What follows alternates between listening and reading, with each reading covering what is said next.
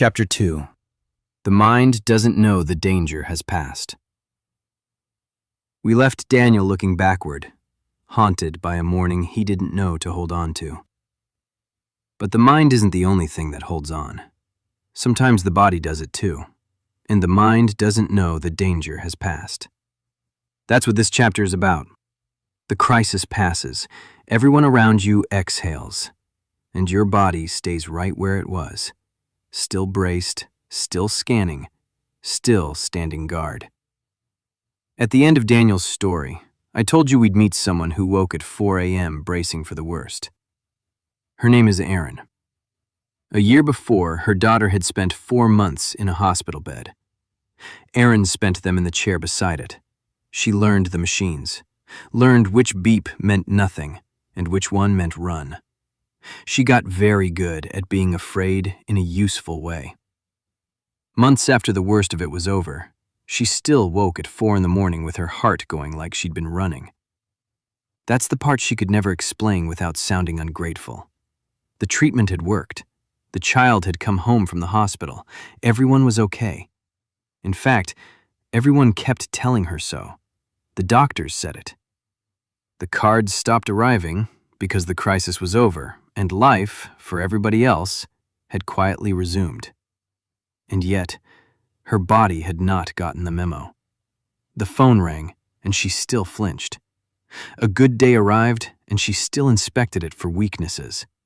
A peaceful afternoon somehow felt temporary, like a ceasefire, like something was approaching from just beyond the horizon. Maybe you know this feeling. Maybe it's smaller, or maybe it only looks smaller from the outside. Maybe it's looking at the laundry basket you've ignored for 4 days, realizing it has achieved a sort of grim sentience, and deciding it's easier to just buy new socks. Maybe it's the profound, paralyzing terror of your doorbell ringing unexpectedly, causing you and everyone else in the house to instantly drop to the floor and crawl away from the windows like you're evading a SWAT team. Maybe it's getting an invitation to a social gathering, checking your calendar to find it completely empty, and frantically trying to invent a plausible, non-offensive lie about why you are busy being perceived by no one. Not because anything is wrong, because something once was, and your body remembers. Mine does too. The strange thing is that surviving something difficult doesn't always make you feel safer. Sometimes it does the opposite, because before it happened, you could tell yourself certain things only happened to other people. Then it happened to you. And once the body learns that lesson, it becomes very hard to convince it otherwise. If you've ever wondered why calm feels uncomfortable, why happiness sometimes feels suspicious, your nervous system is doing exactly what it was designed to do. When the body stays on high alert, the mind naturally looks for a reason why. We subconsciously try to justify the physical tension we feel, which is why hypervigilance is so insidious. It often feels productive. That's why it's so hard to put down. Worry feels like work. Scanning feels like effort. And effort feels meaningful. You feel engaged, responsible. Sitting calmly while uncertainty unfolds, by contrast, feels suspiciously close to doing nothing. For years, I thought this was one of my better qualities. Not the worrying, the readiness, the ability to see problems coming. Then I started to notice something uncomfortable. I wasn't only anticipating problems, I was anticipating life. Trying to solve conversations before they happened, trying to rehearse my way into safety. It never worked. I wish it had. It would have saved a lot of energy. The more prepared I felt, the more preparation seemed necessary. The finish line kept moving. The relief I kept expecting never quite arrived. Maybe you've felt this. You finally get through the difficult season and then immediately start bracing for the next one. You solve one problem, your brain begins shopping for another. Because your nervous system has learned that staying alert feels safer than relaxing. The irony is hard to miss once you see it. The body spends years preparing for danger, then starts treating the absence of danger as a reason to stay prepared. At some point, the original threat disappears. The vigilance stays. And here's the part that took me a long time to understand. The body isn't trying to ruin your life. It isn't trying to steal your peace. It thinks it's protecting something precious. You, the people you love, the life you've built. The problem is that protection and participation are not the same thing. One stands outside the moment, scanning the horizon. The other steps into the moment and actually lives it. And the nervous system almost always prefers the first one, which is understandable. Meanwhile, life keeps happening somewhere else, and that's the trap. Not that vigilance exists, that vigilance becomes so familiar, you mistake it for living. Most people don't realize they're standing guard. They just think they're being careful. When you spend your whole life behind armor, you don't see the shield. You just see the world as a place that requires a shield. Take Erin, for instance. She was the quintessential embodiment of this blind spot. Erin would not have described herself as anxious. If you'd asked her, she probably would have laughed. Not because she was hiding anything, because anxious people in her mind were other people. People who worried, people who couldn't sit still. Erin was productive and reliable, and, above all, prepared. The kind of person who checked on everyone. The kind of person who thought ahead. The kind of person who carried extra phone chargers. Which sounds ridiculous, right up until you're the only one in the room with a charger, and suddenly you're a hero. She liked being useful. Most of us do. That's what made this so hard to see. Because vigilance rarely introduces itself as fear. It introduces itself as responsibility. It says, someone has to think about these things. Someone has to be prepared. Someone has to make sure nothing falls apart. And for a while, that sounds reasonable. It sounded reasonable to me, too. In fact, some of the behaviors we praise most enthusiastically are just anxiety wearing a name tag that says leadership, or competence, or dedication. Sometimes all three at once.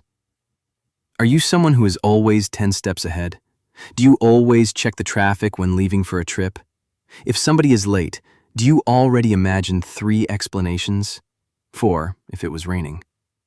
By the time reality actually arrived, you have lived through several alternate versions of it first, which is exhausting when you think about it.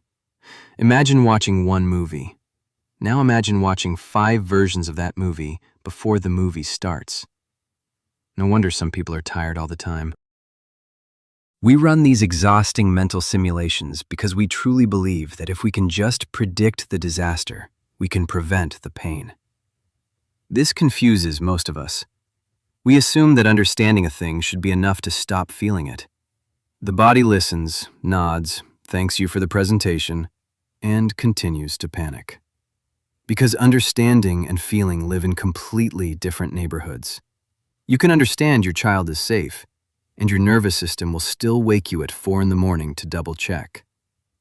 4 in the morning, every time. Never 2 in the afternoon when you're rested and have a free moment. Most people spend years fighting their own reactions, judging them, arguing with them. Meanwhile, the body is standing right there, a little hurt, honestly, saying, I did all of this because I thought you wanted to stay alive. The whole misunderstanding would almost be funny if it weren't so exhausting. And maybe that's the first shift, not fixing it, not conquering it, just seeing it clearly. Not as proof that you're broken, but proof that some part of you once learned the world could hurt and has been trying to keep you safe ever since. The hard part is that eventually the protection becomes the very thing standing between you and peace. And that is where this story starts to get interesting. Here's something almost nobody says out loud. For a surprising number of people, joy is one of the most uncomfortable emotions they will ever experience. Not grief, not anger, not fear, joy.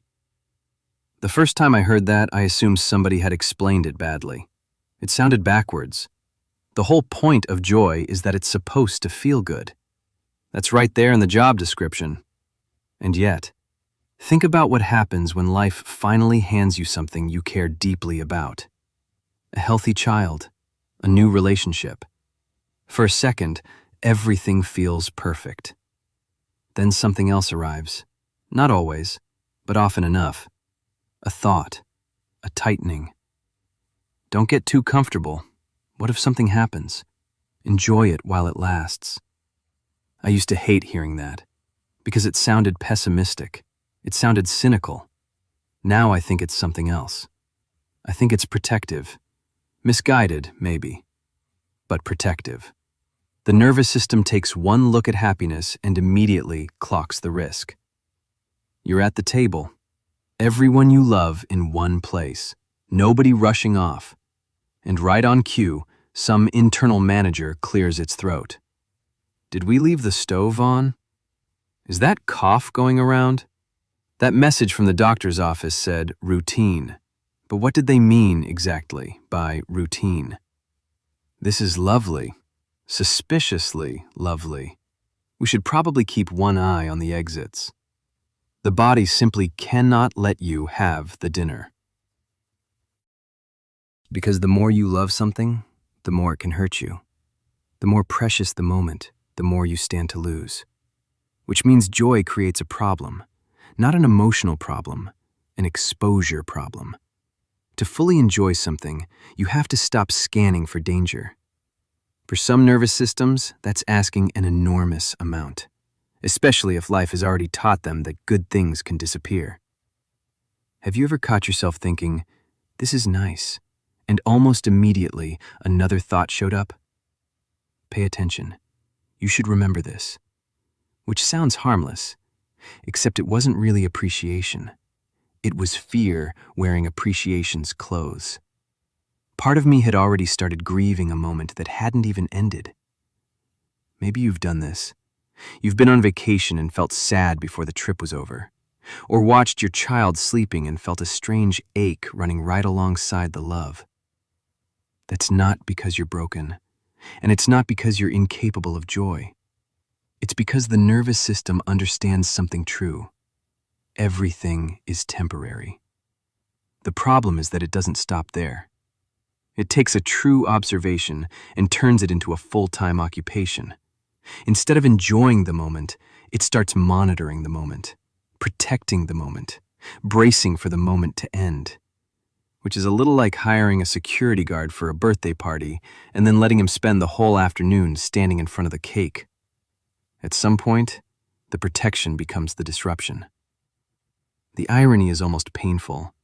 The body tries so hard to prevent future grief that it quietly steals pieces of present joy.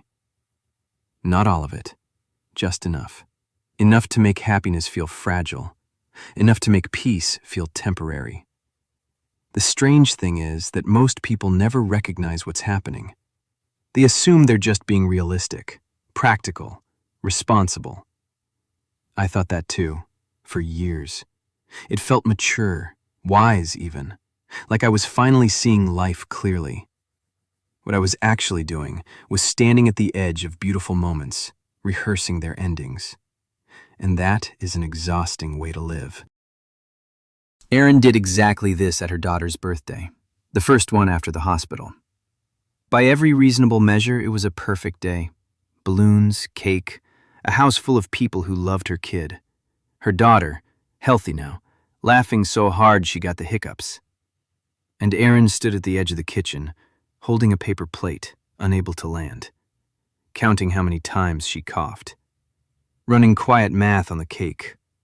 Sugar, immune system, probably fine.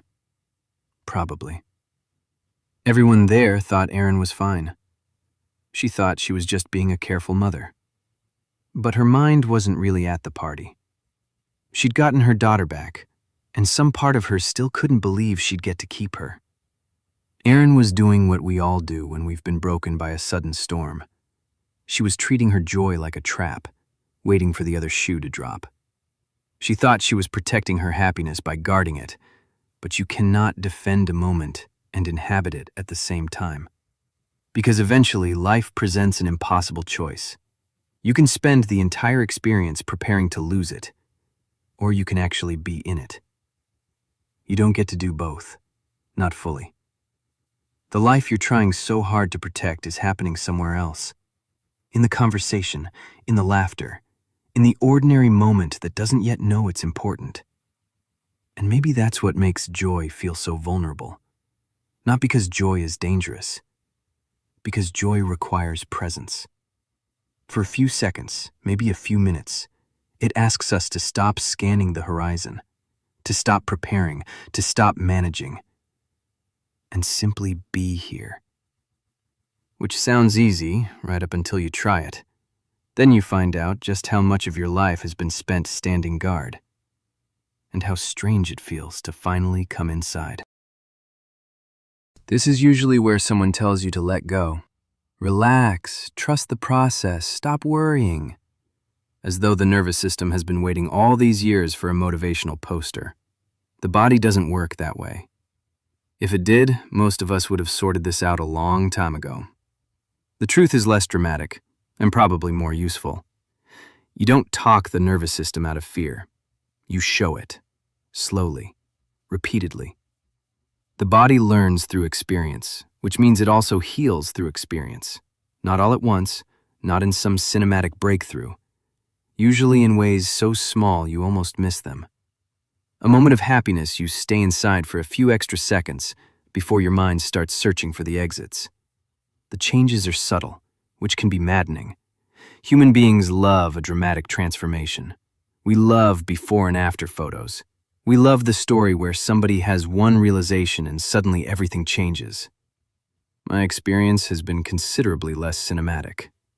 Things changed, then they changed back, then they changed again. Progress wandered. Occasionally it disappeared for a while. Sometimes I'd think I'd finally figured something out. Then life would hand me a hard week, and I'd discover there was still plenty left to learn. That's not failure. That's being alive. I wish someone had told me that sooner. For years I thought healing meant arriving somewhere, a destination, a version of myself that no longer struggled with any of this. I don't think that's what happens, at least not for most people. What happens is quieter. The relationship changes. The fear still visits. The vigilance still shows up. But something is different. You stop believing every alarm. You stop treating every uncomfortable sensation as evidence that something terrible is on its way. The world stops ending every time your nervous system says it might. And little by little, something else shows up. Trust. Trust that discomfort is not always danger. Trust that peace does not require constant supervision. That last one took me a while. Partly because vigilance feels responsible. Peace doesn't. Peace feels suspiciously unproductive. You're just sitting there, enjoying your coffee, talking to somebody you love, watching the evening arrive. And the nervous system looks at all that and says, "Shouldn't we be doing something?" I know mine does. Sometimes it still does. And honestly, that's okay. The goal was never to turn yourself into one of those impossibly calm people who seem completely unaffected by life. I'm not sure those people exist. And if they do, I'd like to see their browser history. The goal is smaller than that, more human. To notice when you're standing guard. To notice when you're rehearsing tomorrow instead of living today. To notice when protection has become a substitute for participation. And then, when you can, come back. Not forever. Back to the conversation. Back to the life that's actually happening. It is a quiet, ongoing negotiation between the body that wants to hide and the heart that wants to live. I think about Erin, still waking at 4 a.m. Not because she eventually defeated the fear. She didn't, not completely. The first time it shifted, it was nothing dramatic. She was folding her daughter's school uniform. 11 at night, an ordinary Tuesday, and she set her phone face down on the counter. Didn't flip it back over. What changed was that she stopped treating the fear like an enemy. She stopped arguing with it, stopped trying to win, stopped assuming every alarm meant something was wrong with her. Instead, she started to recognize it for what it was, a very tired part of herself trying to do its job. Once she saw it that way, something softened. Not immediately, not dramatically, but enough. Enough that some nights she could lay a hand on her own chest and say, I know. Thank you. I've got it from here. And sometimes the body believed her. Not every time. Just enough. Maybe that's all we're really after. Not permanent peace, not perfect calm. Just enough room to remember that life is happening now. Not after the fear leaves, not after the uncertainty disappears. Now, while the coffee is still warm, while the people you love are still here, while the ordinary day is still ordinary. Because the body forgets something in its long vigil. It forgets that while it has been guarding the future, the present has been waiting the whole time. And eventually, if we're lucky, we remember. We look up. We come inside. We take our seat at the table. And for a moment, maybe only a moment, we stop guarding our life long enough to live it. As we end this chapter, do me a favor. Give your nervous system permission to rest. Just for today. Just for one moment. Live. Be free. And enjoy what life is giving you now. Be present.